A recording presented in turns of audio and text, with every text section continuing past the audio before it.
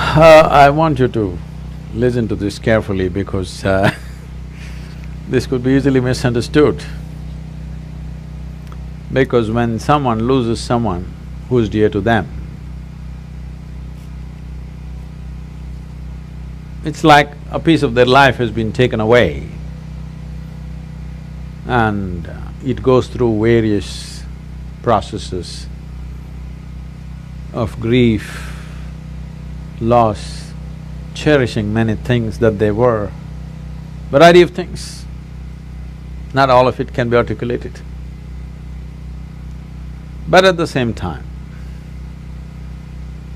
we are not the first people to be born on this planet, nor are we going to be the first to die on this planet.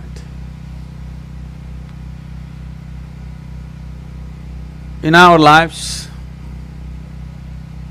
whether we are going to get educated or not, we don't know when we are born.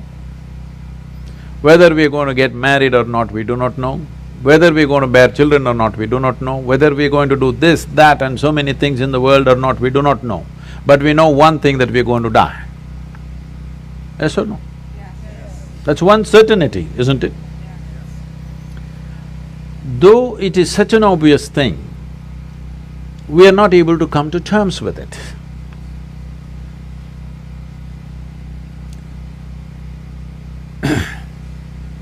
Somebody was asking me, Sadguru, how do snakes die? Where do they die? Because we don't see ever a dead snake unless it's killed by somebody. They're asking this question in a tropical country, and I think it's relevant in California also, where there are actually millions of snakes, but they're quiet lives, they don't show themselves too often unless you step into their terrain somewhere, and they don't show themselves, they're just there. So where do they die? This is something very wonderful, particularly cobras. When they want to die, when they know they should die, they will withdraw, find one perch somewhere and go sit there, and they won't eat. For over 18 to 20 days, they will not eat anything and sit in the same place, and they'll die there. At one time, out of misplaced compassion, I have brought down these cobras because I knew where they would be sitting. I would pick them up, bring them and try to force feed them, try to put some food into them and do something about it. But do what you want, they won't accept a little bit of food. If you leave them, again they go and sit in the same place and they will die there quietly. I'm saying a crawling creature has that much awareness, knows how long this body should be on and when it should go. Similarly, your life and every other life has this consciousness as to when it should exit this body, either because we broke the body in some way or because simply the necessary intensity in the body doesn't exist anymore to sustain life. So we must understand, when I use certain words, do not understand it in normal sense. When I say a life decides when to leave, it's not like you think about it and you decide, not that kind of decision. In its own way, not with thought. Many decisions about who you are is not decided by your thought, it's simply made, isn't it? Like that, a life decides when to leave. As long as it's here, we will do everything to preserve it and to hold it and keep it with us because we cherish and value that life. But once it leaves, we must respect that because that life has chosen to leave. Now when I say life, I'm not talking about the person, I'm not talking about the personality, I'm not talking about variety of thoughts and emotions and activities that person was involved in. You as a person never want to leave because you want to be an endless psychological drama. But life wants to leave at a certain time. Whether you like it, you don't like it, life wants to leave because it doesn't want to be trapped in the physical form that you have gathered forever. It doesn't want. It enjoys the physical form only to a certain length of time. After that, even if everything is well, many lives leave. You will see this particularly in India. Yogis will decide when to leave. When they're very healthy and well, they sit down and they leave. Other people think, why he was healthy, why should he leave? So you want to get sick and die? Do you want to suffer in the hospital for 3 years and then only leave? Is that the only way to go? No. Please listen to this carefully because this is a situation. I'm not trying to trample on anything, but I want you to listen to this carefully. Is it true that the final thing that you do in your life is death? Hello? Yes. So the last thing that you do in your life, is it not very important that you do it gracefully? Yes. Huh? Yes. You're all from Los Angeles, you must do it in style, isn't it? At least gracefully.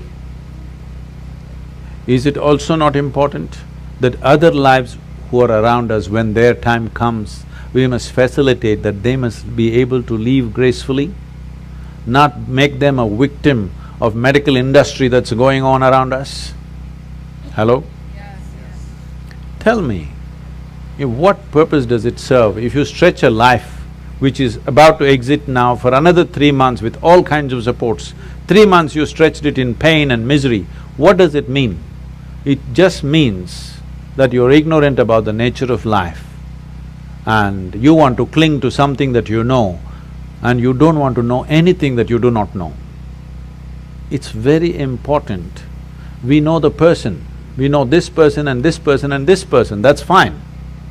We've enjoyed their personalities, but you have not touched the nature of their life. Because unless you touch the nature of your life, you cannot touch the nature of another life. So the most important thing we need to do is, we don't have to talk about death, prepare for death, nothing is needed.